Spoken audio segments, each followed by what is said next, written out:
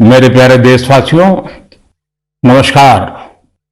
पिछले दिनों जिस बात ने हम सबका ध्यान आकर्षित किया वह है चीता। चीतों पर बात करने के लिए ढेर सारे मैसेजेस आए हैं।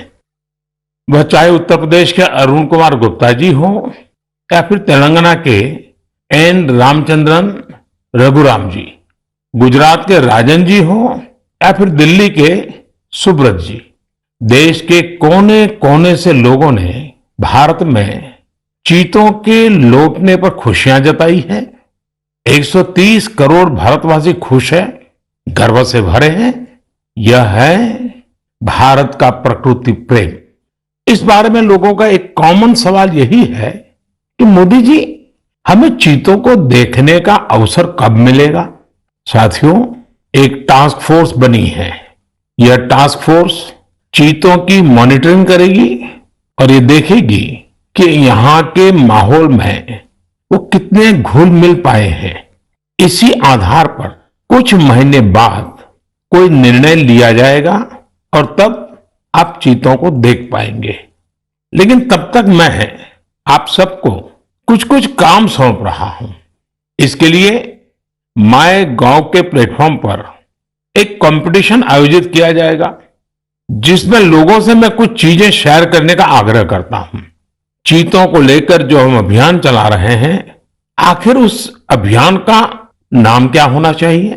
क्या हम इन सभी चीतों के नामकरण के बारे में भी सोच सकते हैं कि इनमें से हर एक को किस नाम से बुलाया जाए? वैसे ये नामकरण अगर ट्रेडिशनल हो तो काफी अच्छा रहेगा, क्योंकि अपने समाज और संस्कृति, परंपरा और विरासत से जुड़ी हुई कोई भी चीज हमें सहज ही अपनी ओर आकर्षित करती है। यही नहीं, आप ये भी बताएं, आखिर इंसानों को एनिमल्स के साथ कैसे बिहेव करना चाहिए? हमारी फंडामेंटल ड्यूटीज में भी तो रिस्पेक्ट फॉर एनिमल्स पर जोर दिया गया है। मेरी आप सभी से अपील है कि आप इस कंपटीशन में जरूर भाग लीजिए। क्या पता इनाम स्वरूप चीते देखने का पहला अवसर आपको ही मिल जाए। मेरे प्यारे देशवासियों, आज 25 सितंबर को देश के प्रखर मानवतावादी, चिंतक और महान सपूत दीनदयाल उपाध्याय जी का जन्मदिन मनाया जाता है। किसी भी देश के युवा जैसे जैसे अपनी पहचान और गौरव पर गर्व करते हैं, उन्हें अपने मौलिक विचार और दर्शन उतने ही आकर्षित करते हैं। दीनदयाल जी के विचारों की सबसे बड़ी खूबी यही रही है, उन्होंने अपने जीवन में विश्व की बड़ी बड़ी उथल पुथल को देखा था। वो विचारधाराओं के संघर्षों के साक्षी बने थे। इसलिए उन्होंने एकात्म मानव दर्शन और अंत्योदय का एक विचार देश के सामने रखा जो पूरी तरह भारतीय था। दीनदयाल जी का एकात्म मानव दर्शन एक ऐसा विचार है जो विचारधारा के नाम पर द्वंद्व और दुराग्रह से मुक्ति दिलाता है। उन्होंने मानव मात्र को एक समान मानने वाले भारतीय दर्शन को फिर से दुनिया के सामने रखा। हमारे शास्त्रों में कहा गया है, आत्मवत सर्वभूतेषु, अर्थात हम जीव मात्र को अपने समान माने, अपने जैसा व्यवहार करें। आधुनिक सामाजिक और राजनीतिक परिप्रेक्ष्य में भी भारतीय दर्शन कैसे दुनिया का मार्गदर्शन कर सकता है, ये दीनदयाल जी ने हमें सिखाया। एक तरह से आजादी के बाद देश में जो हीन भावना थी, उससे आजादी दिलाकर उन्होंने हमारी अपनी बौद्धिक चेतना को जागृत किया। वो कहते भी थे, हमारी आजादी तभी सार्थक हो सकती है जब वो हमारी संस्कृति और पहचान की अभिव्यक्ति करे। इसी विचार के आधार पर उन्होंने देश के विकास का विजन निर्मित किया था। दीनदयाल उपाध्याय जी कहते थे कि देश की प्रगति का पैमाना अंतिम पायदान पर मौजूद व्यक्ति होता है। आजादी के अमृत काल में हम दीनदयाल जी को जितना जानेंगे, उनसे जितना सीखेंगे, देश को उतना ही आगे लेकर जाने की हम सबको प्रेरणा मिलेगी। मेरे प्यारे देशवासियों, आज से 3 दिन बाद यानी 28 सितंबर को अमृत महोत्सव का एक विशेष दिन आ रहा है। इस दिन हम भारत मां के वीर सपूत भगत सिंह जी की जयंती मनाएंगे। भगत सिंह जी की जयंती के ठीक पहले उन्हें श्रद्धांजलि स्वरूप एक महत्वपूर्ण निर्णय किया है। यह तय किया है कि चंडीगढ़ एयरपोर्ट का नाम अब शहीद भगत सिंह जी के नाम पर रखा जाएगा। इसकी लंबे समय से प्रतीक्षा की जा रही थी। मैं चंडीगढ़, पंजाब, हरियाणा और देश के सभी लोगों को इस निर्णय की बहुत बहुत बधाई देता हूं। साथियों, हम अपने स्वतंत्रता सेनानियों से प्रेरणा लें, उनके आदर्शों पर चलते हुए उनके सपनों का भारत बनाएं। यही उनके प्रति हमारी श्रद्धांजलि होती है। शहीदों के स्मारक, उनके नाम पर स्थानों और संस्थानों के नाम हमें कर्तव्य के लिए प्रेरणा देते हैं। अभी कुछ दिन पहले ही देश ने कर्तव्य पथ पर नेताजी सुभाष चंद्र बोस की मूर्ति की स्थापना के जरिए भी ऐसा ही एक प्रयास किया है। और अब शहीद भगत सिंह के नाम से चंडीगढ़ एयरपोर्ट का नाम इस दिशा में एक और कदम है।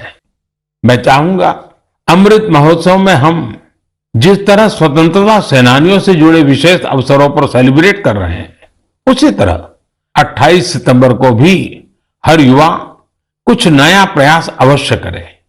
वैसे मेरे प्यारे देशवासियों, आप सभी के पास 28 सितंबर को सेलिब्रेट करने की एक और वजह भी है। जानते हैं क्या है?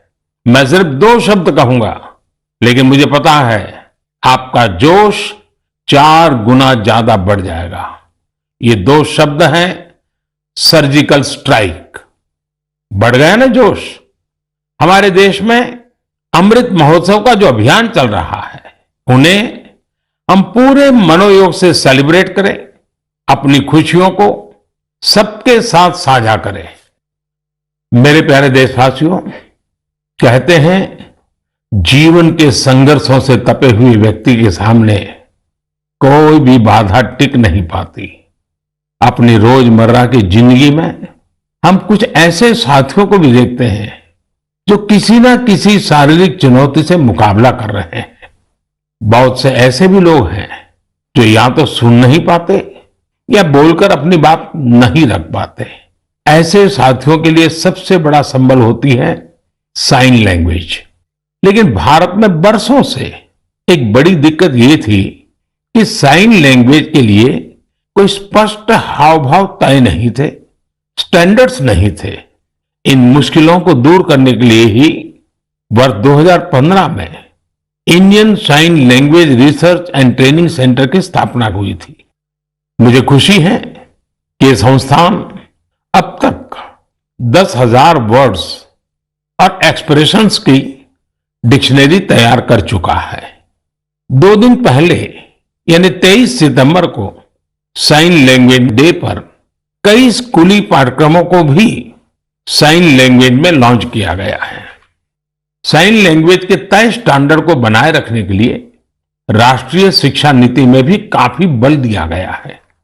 साइन लैंग्वेज की जो डिक्शनरी बनी है, उसके वीडियो बनाकर भी उनका निरंतर प्रसार किया जा रहा है। YouTube पर कई लोगों ने, कई संस्थानों ने इंडियन साइन लैंग्वेज में अपने चैनल शुरू कर दिए हैं। यानी 7-8 साल पहले साइन लैंग्वेज को लेकर जो अभियान देश में प्रारंभ हुआ था, अब उसका लाभ लाखों मेरे दिव्यांग भाई बहनों को होने लगा है। हरियाणा के रहने वाली पूजा जी तो इंडियन साइन लैंग्वेज से बहुत खुश हैं।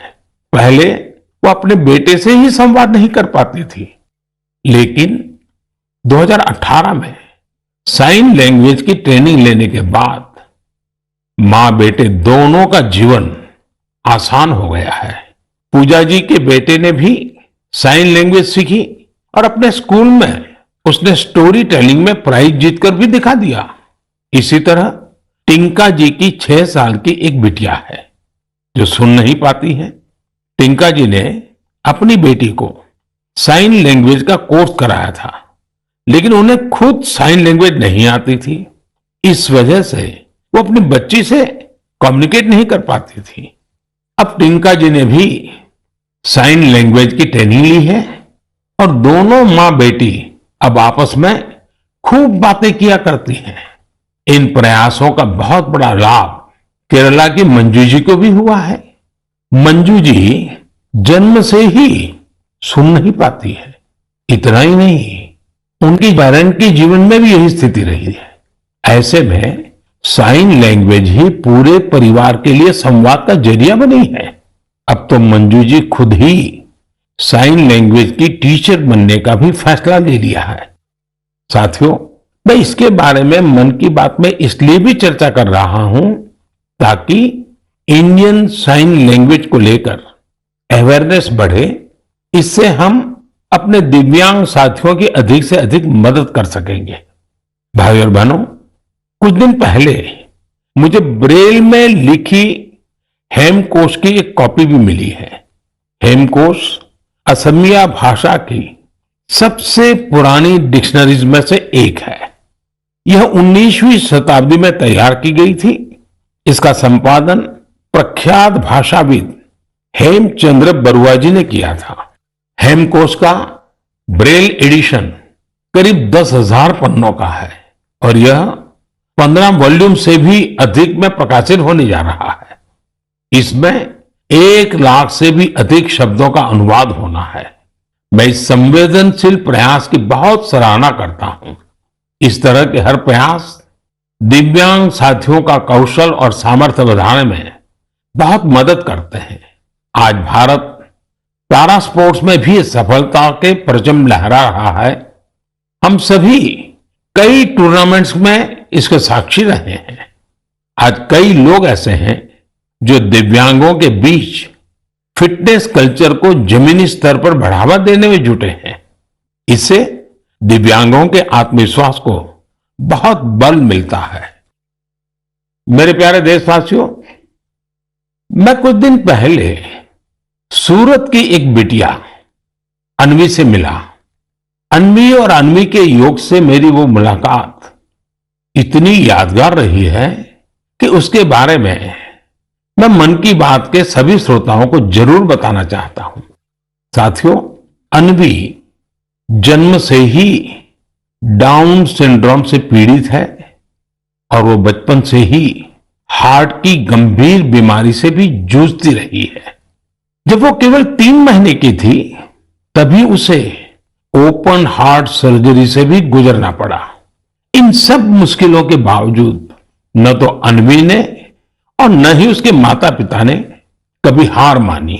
अन्वी के माता पिता ने डाउन सिंड्रोम के बारे में पूरी जानकारी इकट्ठा की और फिर तय किया कि अन्वी की दूसरों पर निर्भरता को कम कैसे करेंगे। उन्होंने अन्वी को पानी का ग्लास कैसे उठाना, जूते के फीते कैसे बांधना, कपड़ों के बटन कैसे लगाना, ऐसी छोटी छोटी चीजें सिखाना शुरू किया। कौन सी चीज की जगह कहां है, कौन सी अच्छी आदतें होती हैं, ये सब कुछ बहुत धैर्य के साथ उन्होंने अन्वी को सिखाने की कोशिश की। बिटिया अन्वी ने जिस तरह सीखने की इच्छा शक्ति दिखाई, अपनी प्रतिभा दिखाई, उससे उसके माता पिता को भी बहुत हौसला मिला। उन्होंने अन्वी को योग सीखने के लिए प्रेरित किया। मुसीबत इतनी गंभीर थी कि अन्वी अपने 2 पैर पर भी खड़ी नहीं हो पाती थी। ऐसी परिस्थिति में उनके माता पिताजी ने अन्वी को योग सीखने के लिए प्रेरित किया। पहली बार जब वो योग सिखाने वाली कोच के पास गई तो वे भी बड़ी दुविधा में थे कि क्या ये मासूम बच्ची योग कर पाएगी। लेकिन कोच को भी शायद इसका अंदाजा नहीं था कि अन्वी किस मिट्टी की बनी है। वो अपनी मां के साथ योग का अभ्यास करने लगी और अब तो वो योग में एक्सपर्ट हो चुकी है। अन्वी आज देश भर के कंपटीशन में हिस्सा लेती है और मेडल जीतती है। योग ने अन्वी को नया जीवन दे दिया। अन्वी ने योग को आत्मसात कर जीवन को आत्मसात किया। अन्वी के माता पिता ने मुझे बताया कि योग से अन्वी के जीवन में अद्भुत बदलाव देखने को मिला है। अब उसका सेल्फ कॉन्फिडेंस गजब का हो गया है। योग से अन्वी की फिजिकल हेल्थ में भी सुधार हुआ है और दवाओं की जरूरत भी कम होती चली जा रही है। मैं चाहूंगा कि देश विदेश में मौजूद मन की बात के श्रोता अन्वी को योग से हुए लाभ का वैज्ञानिक अध्ययन कर सके। मुझे लगता है कि अन्वी एक बढ़िया केस स्टडी है। जो योग के सामर्थ्य को जांचना परखना चाहते हैं, ऐसे वैज्ञानिकों ने आगे आकर के अन्वी की इस सफलता पर अध्ययन करके योग के सामर्थ्य से दुनिया को परिचित कराना चाहिए। ऐसी कोई भी रिसर्च दुनिया भर में डाउन सिंड्रोम से पीड़ित बच्चों की बहुत मदद कर सकती है। दुनिया अब इस बात को स्वीकार कर चुकी है कि फिजिकल और मेंटल वेलनेस के लिए योग बहुत ज्यादा कारगर है। विशेषकर डायबिटीज और ब्लड प्रेशर से जुड़ी मुश्किलों में योग से बहुत मदद मिलती है। योग की ऐसी ही शक्ति को देखते हुए 21 जून को संयुक्त राष्ट्र ने अंतर्राष्ट्रीय योग दिवस मनाना तय किया हुआ है। अब यूनाइटेड नेशन संयुक्त राष्ट्र ने भारत के एक और प्रयास को रिकॉग्नाइज किया है, उसे सम्मानित किया है। ये प्रयास है वर्ष 2017 में शुरू किया गया इंडिया हाइपरटेंशन कंट्रोल इनिशिएटिव। इसके तहत ब्लड प्रेशर की मुश्किलों से जूझ रहे लाखों लोगों का इलाज सरकारी सेवा केंद्रों में किया जा रहा है। जिस तरह इस इनिशिएटिव ने अंतर्राष्ट्रीय संस्थाओं का ध्यान अपनी ओर खींचा है, वो अभूतपूर्व है। ये हम सबके लिए उत्साह बढ़ाने वाली बात है कि जिन लोगों का उपचार हुआ है, उनमें से करीब आधे का ब्लड प्रेशर कंट्रोल में है। मैं इस इनिशिएटिव के लिए काम करने वाले उन सभी लोगों को बहुत बहुत बधाई देता हूं, जिन्होंने अपने अथक परिश्रम से इसे सफल बनाया। साथियों, मानव जीवन की विकास यात्रा निरंतर पानी से जुड़ी हुई है, चाहे वो समंदर हो, नदी हो या तालाब।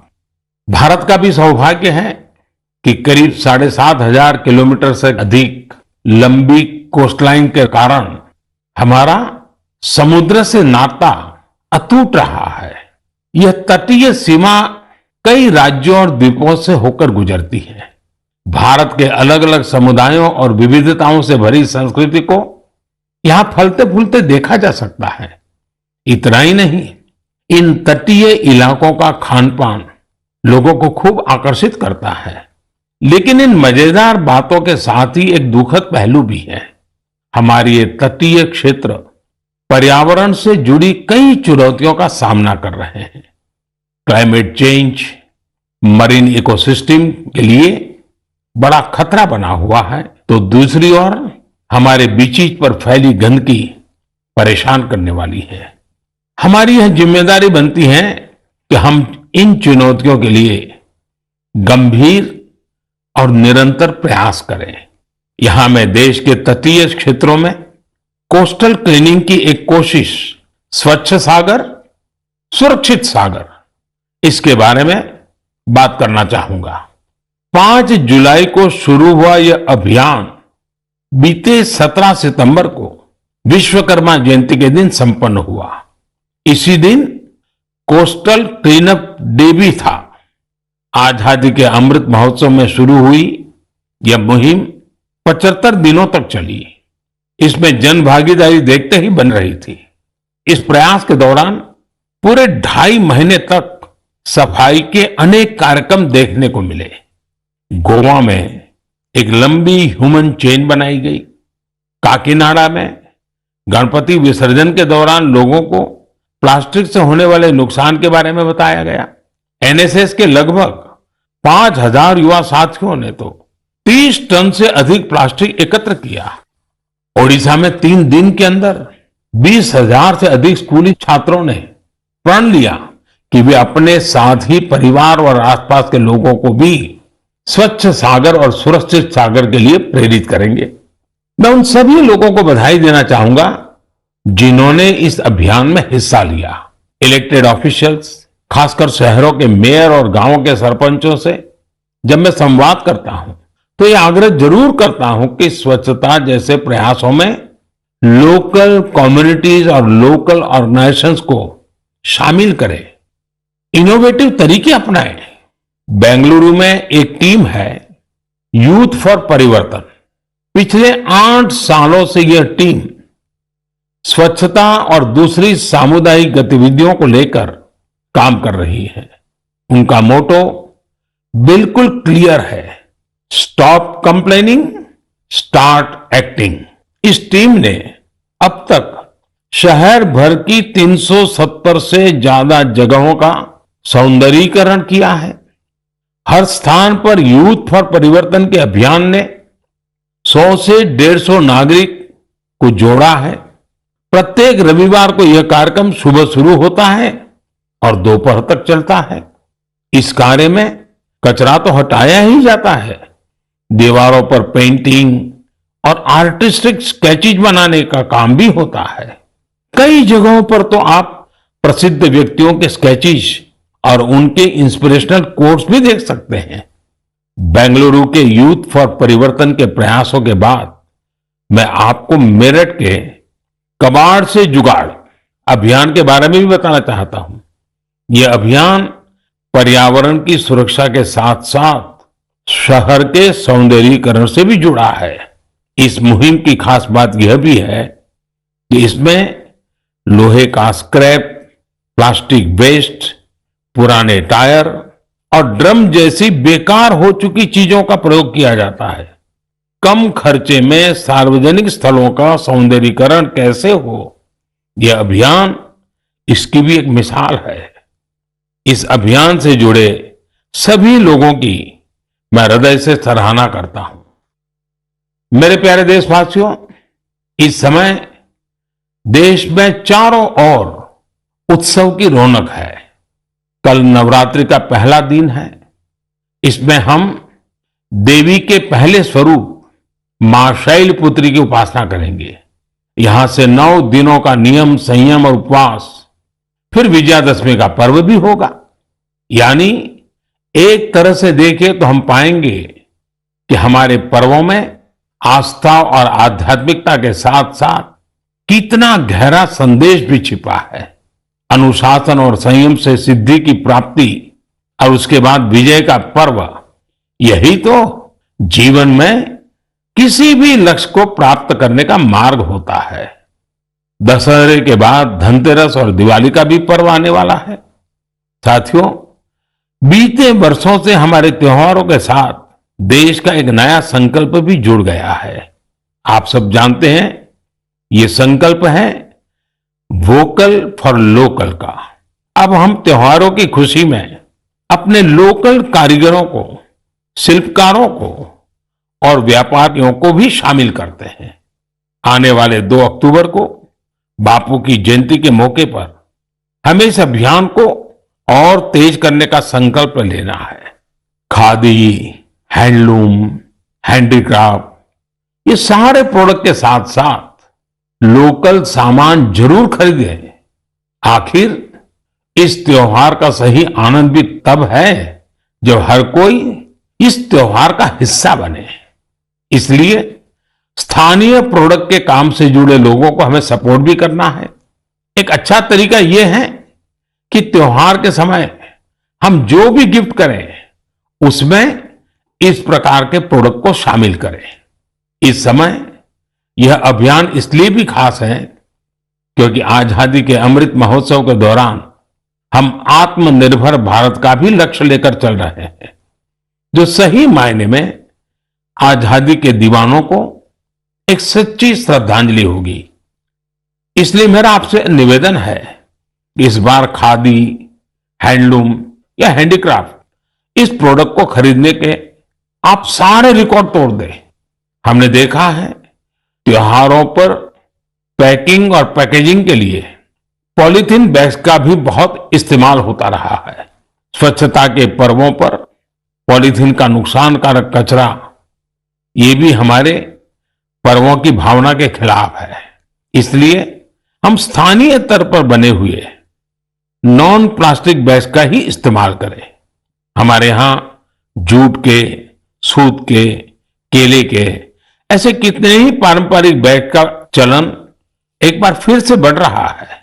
ये हमारी जिम्मेदारी है कि हम त्योहारों के अवसर पर इनको बढ़ावा दें और स्वच्छता के साथ अपने और पर्यावरण के स्वास्थ्य का भी ख्याल रखें।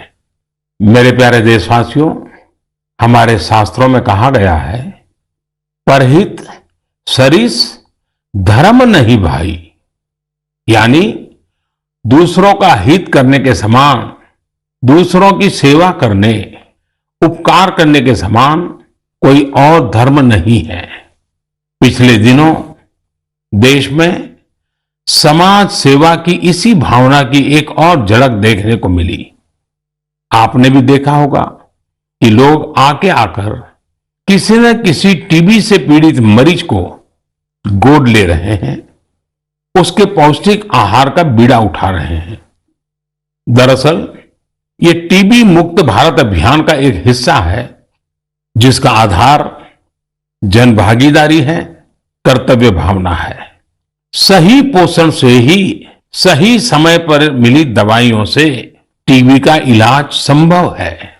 मुझे विश्वास है कि जन भागीदारी की इस शक्ति से वर्ष 2025 तक भारत जरूर टीबी से मुक्त हो जाएगा। साथियों, केंद्र शासित प्रदेश दादरा नगर हवेली और दमन दीव से भी मुझे एक ऐसा उदाहरण जानने को मिला है जो मन को छू लेता है। यहां के आदिवासी क्षेत्र में रहने वाली जीनू रावतिया जी ने लिखा है कि वहां चल रहे गांव दत्तक कार्यक्रम के तहत मेडिकल कॉलेज के स्टूडेंट्स ने 50 गांवों को गोद लिया है। इसमें जीनू जी का गांव भी शामिल है। मेडिकल के छात्र बीमारी से बचने के लिए गांव के लोगों को जागरूक करते हैं, बीमारी में मदद भी करते हैं और सरकारी योजनाओं के बारे में भी जानकारी देते हैं।